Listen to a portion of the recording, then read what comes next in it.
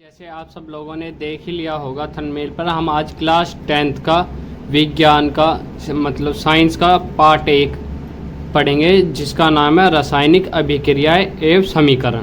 रासायनिक अभिक्रिया एवं समीकरण के पहले जो डेफिनेशन देखेंगे हम वो देखेंगे रासायनिक अभिक्रिया। रासायनिक अभिक्रिया होती क्या है, पहले हम ये देखते हैं। दो या दो से अधिक पदार्थ मिलकर एक या एक से अधिक नए गुणधर्म वाले पदार्थों का निर्माण करते हैं, वह रासायनिक अभिक्रिया होती है। जैसे एग्जाम्पल पे हमने कुछ चीज़ों को मिलाकर कोई रासायनिक अभिक्रिया कराई और उसके गुणधर्म बिल्कुल अलग है जो चीज़ बनी, तो वो रासायनिक अभिक्रिया होती है। जैसे कि हम उदाहरण देखेंगे, हाइड्रोजन और ऑक्सीजन को मिलाकर जल बना, पानी का निर्माण करते हैं। हाइड्रोजन ऑक्सीजन मिलकर क्या बनाते हैं, पानी मिलाते हैं।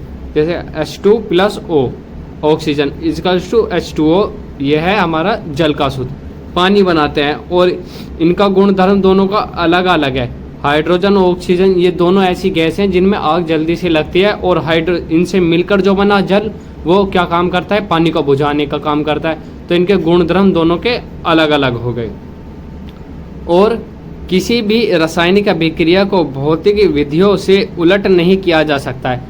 कैसे, किसी भी जो भी रासायनिक अभिक्रिया करी हमने उसे किसी भी विधि से उलट नहीं किया जा सकता, चाहे वाष्पीकरण करके, उद्घपातन करके, अवसासन करके या अपकेंद्रित कारण करके भी हम उलट नहीं कर सकते हैं। रासायनिक अभिक्रियाएं में रासायनिक अभिक्रियाएं में शामिल होते हैं वो कौन कौन सी होती हैं वो देख लेते हैं हम। अवस्था में परिवर्तन, रासायनिक अभिक्रिया करने से पहले जो अवस्था होगी प्रोडक्ट की और जो रासायनिक अभिक्रिया करने के बाद जो उसकी अवस्था आएगी, दोनों में अलग अलग अंतर होगा, परिवर्तन हो जाएगा। रंग में परिवर्तन हो जाएगा। मानो अब हमने कुछ रिएक्शन करी, उससे पहले उसका जो है कुछ और कलर था और रासायनिक अभिक्रिया के बाद उसका कुछ और कलर हो जाएगा। तापमान में परिवर्तन, टेम्परेचर भी कम ज़्यादा हो जाता है। और गैस का उत्सर्जन, रासायनिक अभिक्रिया करते टाइम उनमें से जो कुछ अलग अलग गैसें निकलती हैं उसे कहते हैं गैस का उत्सर्जन। तो अब हम नेक्स्ट पेज पर देखते हैं। आप नोट्स भी बना सकते हैं वीडियो को पॉज कर। नेक्स्ट पेज पर पीछे हमने देखा रासायनिक अभिक्रिया, और यहाँ देखेंगे हम दैनिक जीवन में होने वाली रासायनिक अभिक्रियाएं। जो दैनिक जीवन में होती हैं रासायनिक अभिक्रिया वे कौन कौन से। भोजन का पचना भी हमारा एक रासायनिक अभिक्रिया है। या दूसरा कहते हैं हम सांस लेना भी हमारा एक दैनिक जीवन में जो रासायनिक अभिक्रिया है वही है। लोहे पर जंग लगना, जो लोहे पर जंग लगेगा वो भी हमारी रासायनिक अभिक्रिया है। और जैसे कि दही का बनना, जो दूध है, दूध में हम बीछन डालते हैं और उसके जो पहले लिक्विड तरह होता है फिर थोड़ा सॉलिड हो जाता है, तो दही का बनना भी हमारा क्या है, रासायनिक अभिक्रिया। तो आगे देखते हैं हम। तो आगे रासायनिक अभिक्रिया में दो इम्पोर्टेंट पार्ट हैं जिसे कहते हैं अभिकारक और उत्पाद। अभिकारक और उत्पाद क्या होते हैं देखते हैं हम इनके डेफिनेशन से। अभिकारक ऐसे पदार्थ जो किसी रासायनिक अभिक्रिया में हिस्सा लेते हैं। जैसे कि हमने मानो कुछ प्रोडक्ट बना, हमें कोई केमिकल रिएक्शन करवानी है, कुछ भी रिएक्शन करानी है, तो उसमें कुछ ना कुछ तो चाहिएगा, जो हम लेते हैं वो होता है हमें अभिकारक। और उत्पाद ऐसे पदार्थ जिनका निर्माण रासायनिक अभिक्रिया में होता है और जो हम मिलाकर बनाते हैं वो होता है हमारा उत्पाद। जैसे उदाहरण से समझते हैं हम, आसान पड़ेगा उदाहरण। हाइड्रोजन और ऑक्सीजन मिलकर पानी का निर्माण करते हैं। हाइड्रोजन और ऑक्सीजन ये दो लिए हमने जल बनाने के लिए, H2 + O ये दो लिए, तो ये हमारा क्या है, अभिकारक, जो कि रासायनिक अभिक्रिया का हिस्सा है। क्या है ये हमारे अभिकारक, ये अभिकारक है। और इनको मिलाकर हमारा क्या बना, H2O जल बना। जो अभिकारकों को मिलाकर बनता है उसे कहते हैं हम उत्पाद। तो जो हमारा जल बना यह क्या है, उत्पाद, ये हमारा उत्पाद। तो हमारा अभिकारक और उत्पाद आपको समझ में आ चुका होगा। जो हम लेंगे रिएक्शन करने के लिए, जो भी पदार्थ लेंगे हम, वो है हमारा अभिकारक, और उनको मिलाकर जो भी हमारा पदार्थ बनेगा उसे कहेंगे हम उत्पाद। चलते हैं हम नेक्स्ट पेज। तो देखते हैं हम नेक्स्ट पेज पर रासायनिक समीकरण। रासायनिक समीकरण क्या है, इसके डेफिनेशन से समझते हैं। रासायनिक अभिक्रियाएं को रासायनिक समीकरण द्वारा निरूपित किया जाता है। निरूपित दर्शाया जाता है। निरूपित मतलब होता है दर्शाया जाता है।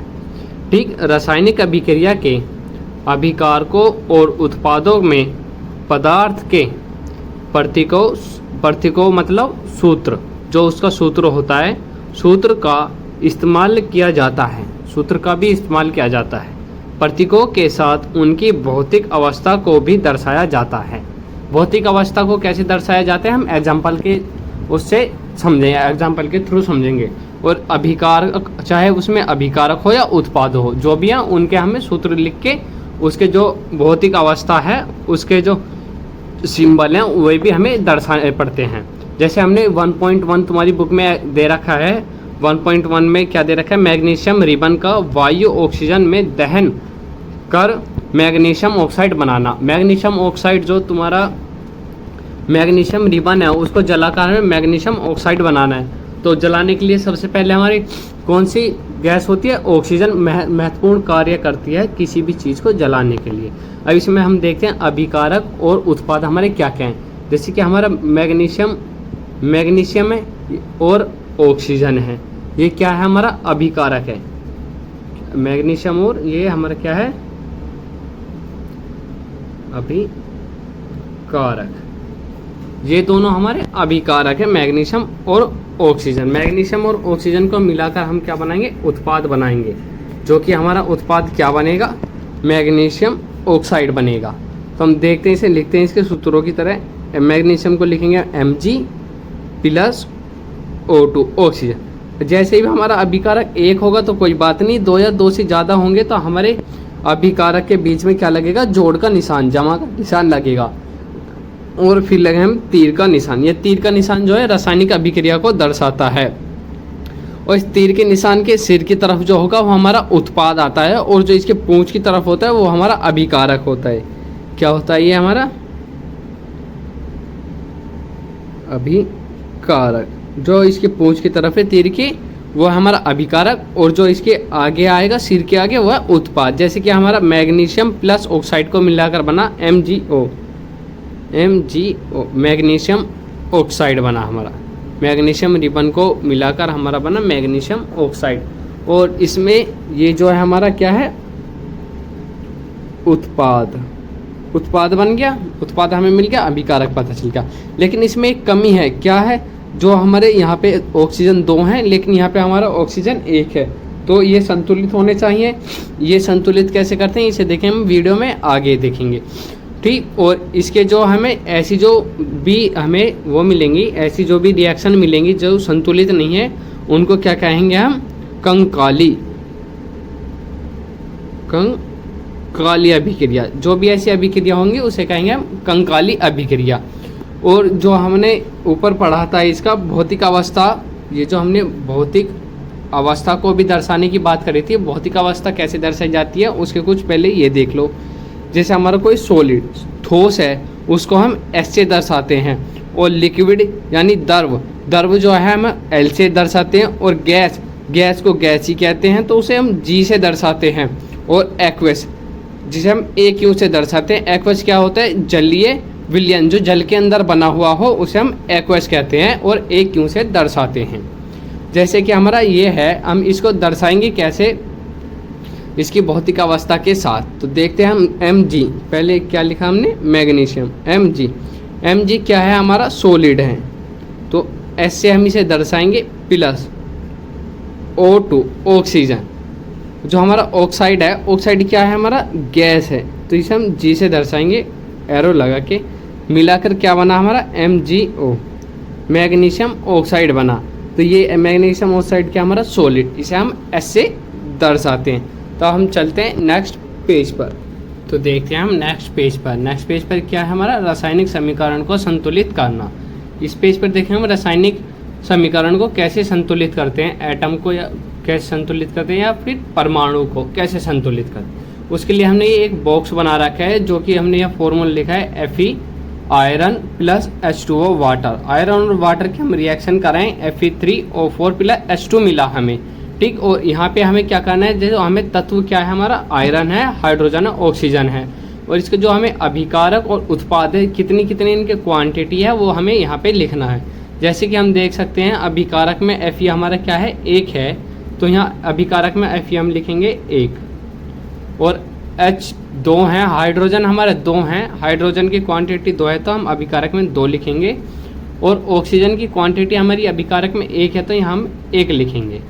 और अब देखते हैं उत्पाद में, उत्पाद में हमारी आयरन की क्वांटिटी कितनी है, 3 है, और ऑक्सीजन की क्वांटिटी है हमारी 4, तो ऑक्सीजन को हम 4 लिखेंगे, और हाइड्रोजन है, हाइड्रोजन की क्वांटिटी हमारी 2 है तो 2 लिखेंगे। अब हमें इन्हें संतुलित करना है, संतुलित करने का हमारा जो फॉर्मूला है वो कोई ऐसा एग्जैक्ट या फिक्स फॉर्मूला नहीं होता है, इस पर हमें थोड़ा सा अपने दिमाग पे जोर डालना हो जाएगा। इसमें जैसे हमने देखा Fe यहाँ हमारा 1 है और उत्पाद में 3 है, यहाँ देखो यहाँ अच्छे से समझ आएगा, उत्पाद में हमारा 3 है, अभिकारक में 1 है, और अभिकारक में 3 बनाने के लिए हमें क्या करना पड़ेगा, 3 से गुना।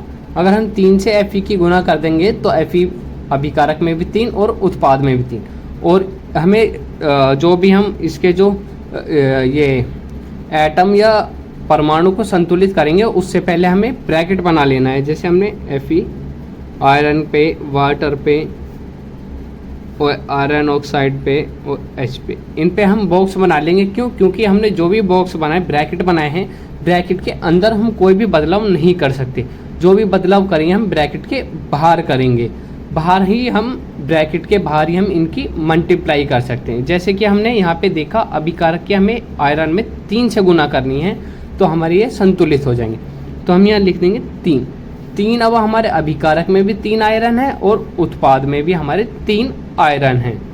आगे है हमारा हाइड्रोजन, हाइड्रोजन हमारे यहाँ भी 2 हैं, अभिकारक में और उत्पाद में भी 2 हैं, तो इसे हमें संतुलित नहीं करना है। तो अब हमारा है ऑक्सीजन, ऑक्सीजन हमारा अभिकारक में 1 है और उत्पाद में है हमारे 4 ऑक्सीजन। अब हमें अभिकारक में 4 ऑक्सीजन करने हैं तो हमें क्या करना है, 4 से गुना करेंगे। 4 से गुना करने पे क्या होगा, हमारे अभिकारक और उत्पाद में दोनों में ऑक्सीजन की जो वैल्यू है वो बराबर हो जाएगी।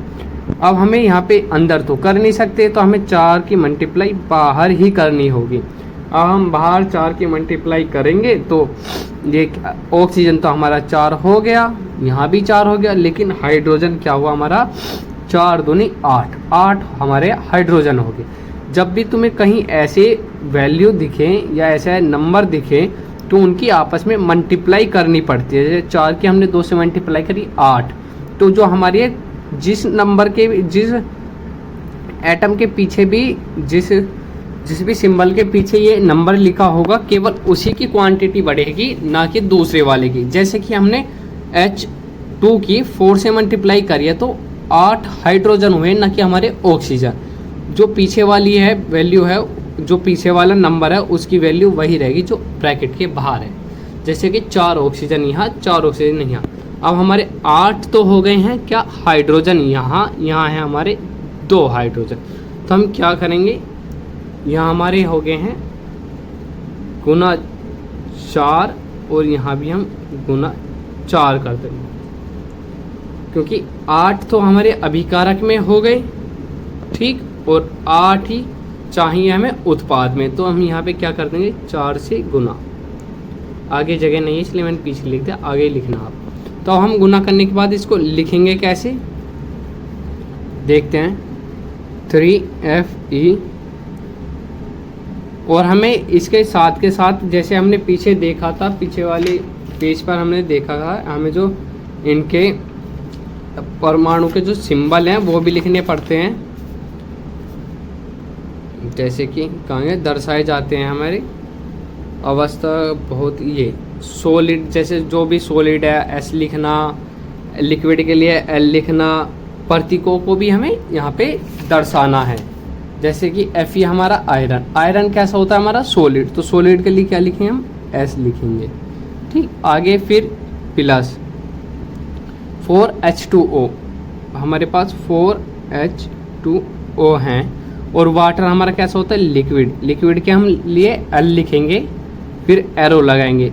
पीछे ही बताया था मैंने, पूंछ की तरफ अभिकारक और सिर की तरफ, एरो के सिर की तरफ होंगे हमारे उत्पाद। उत्पाद में क्या है हमारा Fe3O4 plus 4H2O, sorry 4H2। H2 कितना है हमारा, हाइड्रोजन क्या है, गैस है, और आयरन ऑक्साइड क्या है हमारा, सॉलिड है। तो हम यहाँ पे S लिख, ब्रैकेट में S लिख देंगे। एक और एग्जांपल देखते हैं, जैसे हमने अभी पीछे सोल्व किया था मैग्नीशियम रिबन को जला के हमने मैग्नीशियम ऑक्साइड बनाया था, उसका फॉर्मूला देखते हैं हम। जैसे हमने पीछे देखा था 2Mg था प्लस और ऑक्सीजन था, इसको हमने रिएक्शन कराई थी तो बना था हमारा MgO, मैग्नीशियम ऑक्साइड। जिसे हमने जब देखा था पीछे ये बराबर नहीं थे तो हमने कंकाली इसे घोषित कर दिया था, कंकाली बताया था ऐसी रिएक्शन को जो कि इक्वल नहीं होती हैं। तो हम इसे यहाँ पे इक्वल करेंगे। इक्वल करने के लिए हमें देखा यहाँ 2 मैग्नीशियम है, तो हमें यहाँ क्या करना पड़ेगा, 2 से गुना कर देंगे। 2 से गुना करेंगे, यहाँ हमारे 2 मैग्नीशियम हो गए और ऑक्सीजन भी 2 थे तो हमारे यहाँ ऑक्सीजन भी 2 हो गए। और हम इनके प्रतीकों को कैसे दर्शाएंगे, तो 2Mg, मैग्नीशियम ठोस है तो ठोस के लिए सॉलिड S आएगा, प्लस ऑक्सीजन O2 हमारा गैस है तो G आएगा। तो एरो फिर हमारा बना क्या था, 2MgO, ये था हमारा सॉलिड। ऐसे होगा हमारा रासायनिक अभिक्रिया का समीकरण का, जो भी रासायनिक समीकरण है उनको संतुलित करना, ठीक। और अब देखते हैं हम रासायनिक समीकरण को संतुलित करना क्यों आवश्यक है। ऊपर तो देखा था हमने रासायनिक समीकरण को कैसे संतुलित करें, और यहाँ देखेंगे हम रासायनिक समीकरण को संतुलित करना क्यों आवश्यक है, हमें क्यों इसे संतुलित करते हैं।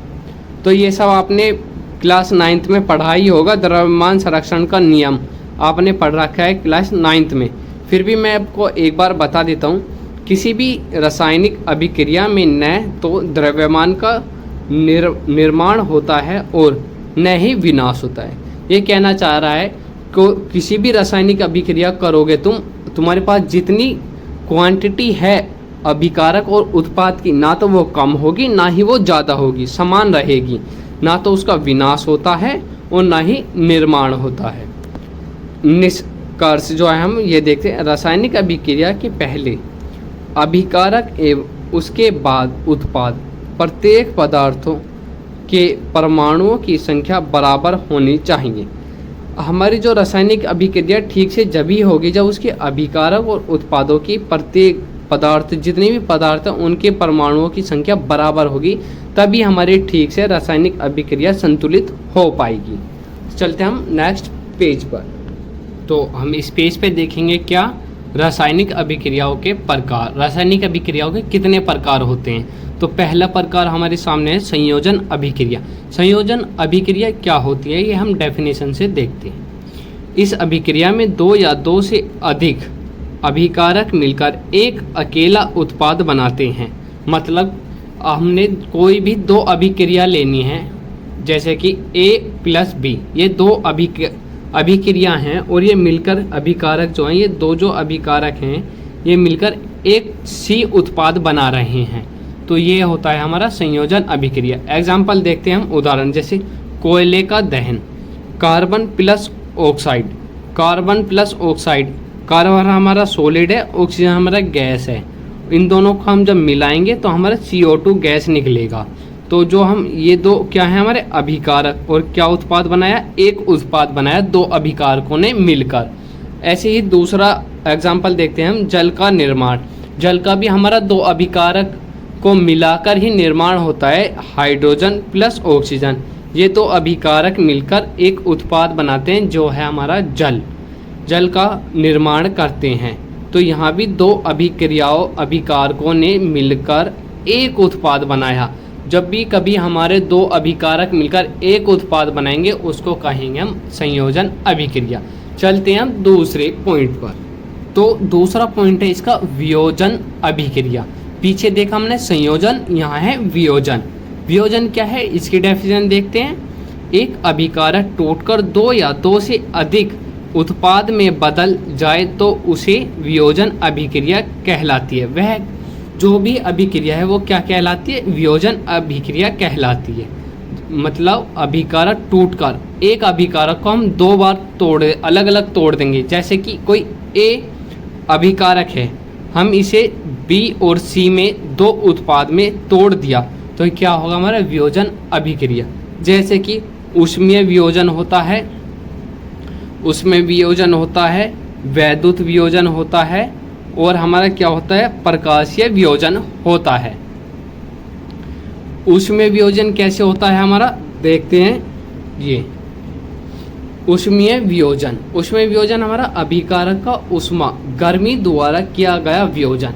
जैसे हमारा कोई अभिकारक है, उसमें हम ऊष्मा गर्मी हीट दें और उसके जो उत्पाद हैं वो अलग अलग हो जाएं तो उसे कहते हैं हम ऊष्मीय वियोजन। जैसे कार्बन कार्बोनेट, कैल्शियम कार्बोनेट है CaCO3, कैल्शियम कार्बोनेट में अगर हम ऊष्मा हीट दें तो हमारा कैल्शियम ऑक्साइड अलग हो जाएगा, कार्बन डाइऑक्साइड हमारा अलग हो जाएगा। जो उसमें से गैस कार्बन डाइऑक्साइड है वो निकल जाएगी और कैल्शियम ऑक्साइड हमारा अलग हो जाएगा। तो ये हमारा ऊष्मीय वियोजन। अब देखते हैं हम वैद्युत वियोजन। वैद्युत वियोजन क्या होता है, वैद्युत धारा के प्रवाहित होने के कारण होने वाला वियोजन। जो भी वैद्युत धारा के प्रवाहित होने पर जो भी वियोजन हो रहा है वो है हमारा वैद्युत वियोजन। जैसे कि H2O, वाटर लिक्विड में अगर हम वैद्युत धारा इलेक्ट्रिसिटी को पास करें तो हमारा हाइड्रोजन और ऑक्सीजन अलग अलग दोनों गैस हो जाएंगी। हमने जैसे कि पानी लिया, पानी में अगर हम इलेक्ट्रिसिटी डालें, हम उसमें जो है वैद्युत धारा प्रवाहित करवाएं तो हमारे हाइड्रोजन और ऑक्सीजन जो है वो अलग अलग हो जाएंगे। तो चलते हैं नेक्स्ट पेज पर, तो देखते हैं हम प्रकाशीय वियोजन। प्रकाशीय वियोजन क्या है हमारा, सूर्य के प्रकाश के उपस्थिति में होने वाला वियोजन। जो भी हमारे सूर्य के प्रकाश में जो भी वियोजन होगा, उपस्थित सूर्य के प्रकाश की उपस्थिति में जो भी वियोजन होगा वो होगा हमारा प्रकाशीय वियोजन। जैसे कि हमारा है 2AgCl, सिल्वर क्लोराइड। अगर हम सिल्वर क्लोराइड को धूप में रखें, सूर्य के प्रकाश में रखें तो हमारा क्या होगा, आर्गन जो हमारा सिल्वर Ag, जो हमारा सिल्वर है वो अलग हो जाएगा और उसमें क्लोरीन गैस अलग हो जाएगी। और इसका जो अभिकारक, इस अभिक्रिया का प्रयोग श्याम श्वेत फोटोग्राफी में किया जाता है। श्याम श्वेत फोटोग्राफी क्या, ब्लैक एंड वाइट फोटो देखे होंगे आपने, इस अभिक्रिया का प्रयोग वहाँ भी किया जाता है। और अगला है हमारा विस्थापन अभिक्रिया। विस्थापन अभिक्रिया क्या होती है, इस अभिक्रिया में अभिकारक क्रियाशील तत्व कम क्रियाशील तत्व को उसके यौगिक से विस्थापित कर देता है। मतलब क्या, जो इसमें जो भी अभिकारक अधिक क्रियाशील है, जो अधिक क्रियाशील है वो कम क्रियाशील वाले तत्व को उसी के यौगिक विस्थापित कर देता है, उसी के साथ के जो होते हैं उससे अलग कर देगा। कैसे, हम एग्जांपल से देखते हैं। जब हमारा FeCuSO4 है, आयरन कॉपर सल्फेट है हमारे पास, तो जब हम ये आपस में रिएक्शन करते हैं तो क्या बनाता है, आयरन सल्फेट और कॉपर को बाहर कर देते हैं। आयरन ने देखा आपने, आयरन ने जो है कॉपर सल्फेट में से कॉपर को बाहर निकाल दिया और सल्फेट के साथ खुद ने रिएक्शन कर ली। तो हम ये क्या है हमारा, आपको पता है आयरन है, ये कॉपर सल्फेट। कॉपर सल्फेट से कॉपर को अलग करके आयरन ने अपने साथ बॉन्डिंग करा के इसी के यौगिक, जो इसके साथ यौगिक था उसी से इसका विस्थापन करा दिया। तो ये है हमारी विस्थापन अभिक्रिया। चलते हैं नेक्स्ट पर। तो अब है हमारा ध्रुवीय स्थापन अभिक्रिया। इसका जो नाम है ध्रुवीय स्थापन क्यों है ये हम देखते हैं। इस अभिक्रिया में उत्पादों का निर्माण दो यौगिक के बीच आयन के आदान प्रदान से होता है। इसके जो आयन है उसके आदान प्रदान से जो है इसका आदान प्रदान से जो होता है इसका यौगिक निर्माण होता है। कैसे देखते हैं हम, जैसे कि हमारे पास यहाँ पे सोडियम सल्फेट और बेरिलियम क्लोराइड है। सोडियम सल्फेट और बेरिलियम क्लोराइड मिलकर क्या बनाएंगे, बेरिलियम सल्फेट और सोडियम क्लोराइड बना देंगे, जो कि नमक है हमारा NaCl नमक है। ये आपको पता ही होगा, ये नमक का फॉर्मूला है। यहाँ आपने देखा होगा सोडियम सल्फेट है और बेरिलियम क्लोराइड। सोडियम तो हमारा मिल जाएगा क्लोराइड के साथ, और जो हमारा सल्फेट है वो सल्फेट बेरिलियम के साथ जुड़ जाएगा, बेरिलियम सल्फेट बनाएगा, और सोडियम हमारा क्लोराइड के साथ मिलकर सोडियम क्लोराइड बनाएगा। बेरिलियम सल्फेट BaSO4 के सफ़ेद अवयवीय अवक्षेपण का निर्माण होता है। ये जो हमारा घुल, ये पानी में नहीं घुल सकता। तो जैसे हमारा कोई ये बीकर लिया हमने, इस बीकर में जो हम पानी में मिलाकर कोई भी रिएक्शन कराएंगे तो जो हमारा नीचे वाइट जम जाएगा वो वही होगा हमारा बेरिलियम सल्फेट, जो कि पानी में नहीं घुलता है। जैसे हमने देखा ऊपर हमने पढ़ा आयन के आदान प्रदान से ये रिएक्शन होती हैं कैसे, जैसे बेरिलियम के साथ 2 पॉजिटिव 2 चार्ज है और सल्फेट के साथ नेगेटिव 2 चार्ज होता है। नेगेटिव 2 पॉजिटिव 2 को माइनस कर देगा, ये 0 हो जाएगा, और ये दोनों जो है आपस में जुड़ के बेरिलियम सल्फेट बना देंगे। और इसके बाद है हमारा पांचवा पॉइंट हमारा उपचयन और अपचयन। उपचयन और अपचयन क्या है, ये भी 2 मौखिक परिभाषाएं हैं। मौखिक रिएक्शन में इनका भी बहुत महत्वपूर्ण योगदान रहता है, तो ये समझिए ध्यान से। उपचयन, पदार्थ में ऑक्सीजन की वृद्धि होना या हाइड्रोजन का ह्रास होना। ये कहना चाह रहा है अगर कोई भी रिएक्शन है उसमें ऑक्सीजन जुड़े, वृद्धि होए मतलब ऑक्सीजन जुड़े, या फिर हाइड्रोजन का ह्रास होना मतलब हाइड्रोजन हट जाए या कम हो जाए, तो उसे कहते हैं हम उपचयन। और अपचयन क्या है, अपचयन जो है उपचयन का बिल्कुल उल्टा है। इसमें क्या होगा, पदार्थ में हाइड्रोजन की वृद्धि होना, ऑक्सीजन का ह्रास होना। अपचयन में क्या होगा, जो भी पदार्थ है उसमें अगर ऑक्सीजन हमारा जुड़ रहा है और ऑक्सीजन निकल रहा है तो हमारा अपचयन है।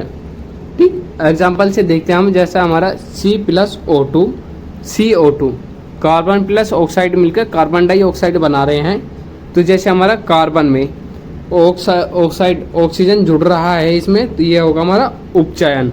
उपचयन होगा इसलिए हमारा CO2 बना। और दूसरा एग्जांपल देखते हैं हम, CuO copper oxide plus hydrogen मिलकर हमारा कॉपर प्लस वाटर बनाते हैं। तो इसमें क्या हो रहा है, हमारा ऑक्सीजन हमारा कॉपर से निकला, तो यहाँ पे क्या आया हमारा अपचयन। कॉपर के साथ तो हुआ हमारा अपचयन, और हाइड्रोजन के साथ ऑक्सीजन जुड़ा, हाइड्रोजन के साथ ऑक्सीजन जुड़ा, तो यहाँ हो गया हमारा उपचयन।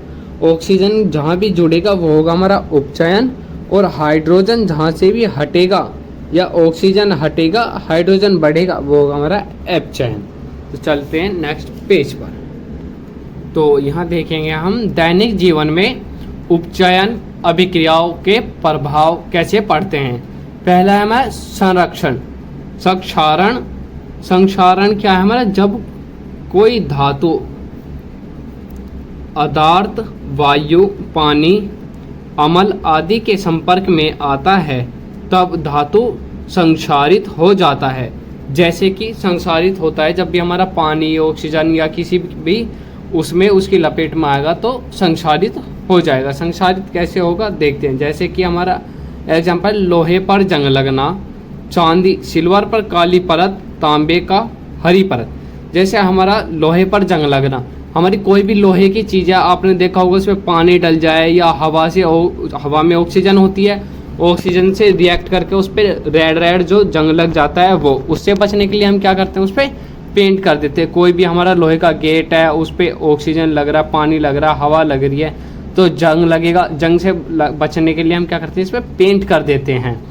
चांदी सिल्वर पर काली परत, आपने सबने देखा होगा जो हमारी अंगूठी होती है, सिल्वर की अंगूठी होती है, उन पे यहाँ पे साइड में जो है काला काला पंसा आ जाता है, वो भी क्या हमारा संक्षारित होता है।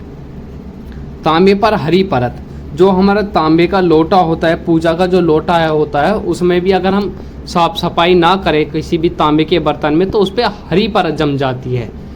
ठीक, ये था हमारा उदाहरण संक्षारण की। आगे देखते हैं विकरगंधिता। विकरगंधिता क्या होता है? वसा युक्त और तैलीय खाद्य सामग्री वायु के संपर्क में आने पर उचित हो जाती है, जिससे उनके स्वाद और गंध में परिवर्तन हो जाता है।